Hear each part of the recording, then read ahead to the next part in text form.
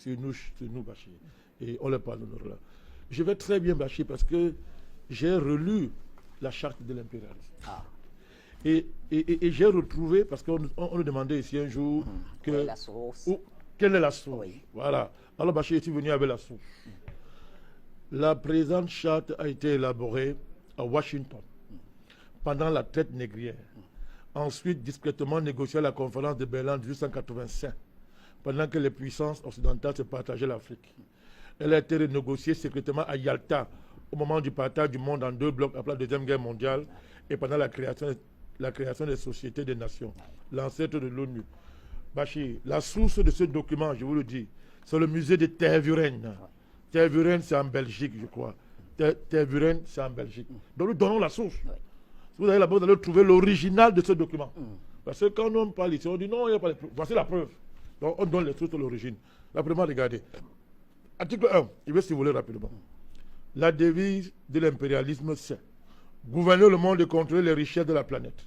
Notre politique est de diviser pour mieux régner, dominer, exploiter et piller pour remplir nos banques et faire d'elles les plus puissantes du monde. Article 2 de la charte. Aucun pays du tiers-monde ne constitue un État souverain et indépendant. Article 3. Tout pouvoir dans le tiers-monde émane de nous. Nous les exerçons par la pression sur les dirigeants qui ne sont que nos marionnettes. Aucun organe du tiers-monde ne peut s'en attribuer l'exercice. Tous les pays du tiers-monde sont divisibles et leurs frontières déplaçables selon notre volonté. Le respect de l'intégrité territoriale n'existe pas pour le tiers-monde. On va arrêter de Il y a combien d'articles à peu près? Non, c'est beaucoup. Je suis vol, appelez-vous. Tout pouvoir et gouvernement établi par nous est légal, légitime et démocratique. Article 6. Mais tout autre pouvoir ou gouvernement qui n'émane pas de nous est illégal, illégitime et dictatorial, quelle que soit sa forme et sa légitimité. Tout pouvoir qui oppose la moindre résistance à nos injonctions perd par le fait même sa légalité, sa légitimité et sa crédibilité. Il doit disparaître. Article 11. La liberté d'expression, la liberté d'association et les droits de l'homme n'ont de sens que dans le pays où les dirigeants s'opposent à notre volonté. J'ai écouté très bien. Article 17, je saute. Notre aide doit être accompagnée de recommandations fortes de nature à empêcher et briser toute action de développement des pays du tiers-monde. Article 18. Nos armées doivent toujours être plus fortes et plus puissantes que les armées des pays du tiers-monde. La limitation et l'interdiction d'armes de destruction massive ne nous concernent pas, mais les autres. Nos armées doivent s'entraider et s'unir dans la guerre contre l'armée d'un pays faible pour afficher notre suprématie et se faire craindre par les pays du tiers-monde. Toute intervention militaire, Bachir, a pour objectif de protéger nos intérêts et ceux de nos valets. Toute opération d'évacuation des ressortissants des pays occidentaux cache notre mission réelle, celle de protéger nos intérêts et ceux de nos valets. Je termine par l'ONU. Écoutez bien, article 22. L'ONU est notre instrument.